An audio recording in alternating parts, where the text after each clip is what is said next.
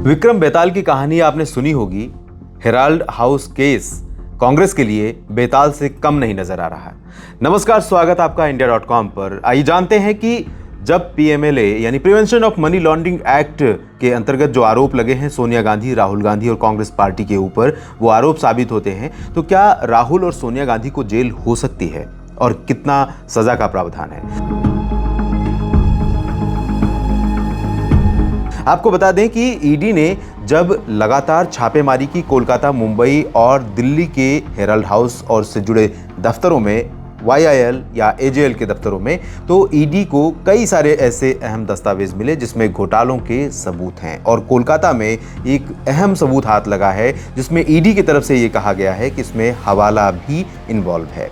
अगर ये सारी चीज़ें साबित होती हैं अदालत में, कानून के दायरे में, तो डेफिनेटली केस इस तरह का स्ट्रांग हो सकता है कि राहुल और सोनिया गांधी को जेल हो सकती है। और PMLA के जो प्रावधान है सजा के, वो ये कहते हैं कि आरोप सही साबित होने के बाद कम से कम 3 साल की जेल या फिर 7 साल की जेल हो सकती है अधिकतम, और 5 लाख रुपए तक का जुर्माना लगाया जा सकता है। और आपको ये भी बता दें कि इसके अंतर्गत जो सजा का प्रावधान है वो सामान्य सजा नहीं है, बल्कि सश्रम, मतलब उसे कहते हैं कि कड़ी सजा का प्रावधान इसमें किया गया है। अब आपको बताते हैं इस समय सीन क्या चल रहा है। जैसे ही ईडी के द्वारा दिल्ली, मुंबई और कोलकाता के हेराल्ड हाउस और YIL या AJL के दफ्तरों में छापेमारी की खबर आती है, राहुल गांधी कर्नाटक का दौरा छोड़कर दिल्ली वापस भाग कर आते हैं। और इस समय दिल्ली में राहुल गांधी, सोनिया गांधी, कांग्रेस पार्टी के मुख्यालय, केंद्रीय कार्यालय और AJL दिल्ली का जो ऑफिस है, इन सभी जगहों पर दिल्ली पुलिस का सख्त पहरा है।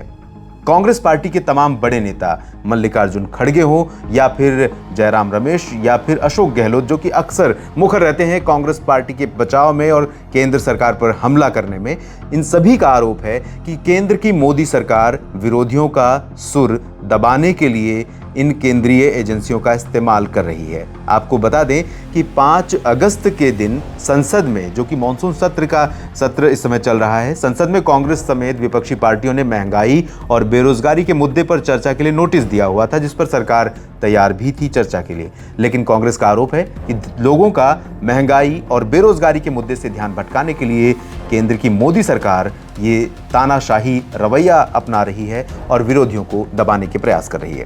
एक मुद्दा यहां पर मैं आपको और बताऊं, सुब्रमण्यम स्वामी इस पूरे मामले में सबसे अहम किरदार हैं, क्योंकि सुब्रमण्यम स्वामी ने 2013 में सारे दस्तावेज सौंपे थे ईडी को, और उन्हीं के कहने पर, उन्हीं के लेटर के बाद 2015 में फिर से इस केस को खोला गया और ईडी द्वारा जांच शुरू की गई। भाजपा पार्टी कई बार इस मुद्दे को कैश कराने की कोशिश करती है। कल मीडिया में कुछ अखबारों में उन्होंने जब बात की, मीडिया के कुछ अखबारों ने, तो उन्होंने ये कहा कि जब मैं अकेले लड़ाई लड़ रहा था तब वो चैन से सो रहे थे, आज जब ये केस अपने मुकाम पर पहुंच रहा है तब वो क्रेडिट लेने के लिए आगे आ रहे हैं। तो कुल मिलाकर ये भाजपा की भी अंदरूनी लड़ाई है। कहीं ना कहीं इस लड़ाई में अगर हम देखें तो सुब्रमण्यम स्वामी भी जीतते हुए नजर आते हैं, भारतीय जनता पार्टी को भी अपनी जीत नजर आती है, केंद्र की नरेंद्र मोदी सरकार को भी अपनी विजय इसमें दिखाई दे रही, क्योंकि उनको कांग्रेस मुक्त भारत का सपना उन्होंने देखा था, और कांग्रेस पार्टी इसमें घिरी हुई और डूबती हुई नजर आ रही, क्योंकि उसके सामने कोई विकल्प दिखाई नहीं दे रहा है।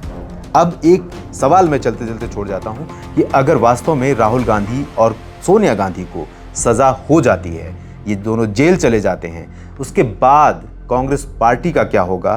क्या कांग्रेस कार्यकर्ता देश में उपद्रव करेंगे, तांडव करेंगे विरोध और प्रदर्शन के नाम पर, जो कि हमने जिसका कह सकते हैं डेमो दिल्ली में देखा था उस दौरान, जब एनफोर्समेंट डायरेक्टरेट ने सोनिया गांधी को उनके घर से बुलाया था पूछताछ के लिए। India.com की इस रिपोर्ट में फिलहाल इतना ही। आप बने रहिएगा हमारे साथ देश और दुनिया की तमाम खबरों के लिए। साथ ही हमारा YT चैनल यानी YouTube चैनल भी सब्सक्राइब करना ना भूलें। धन्यवाद।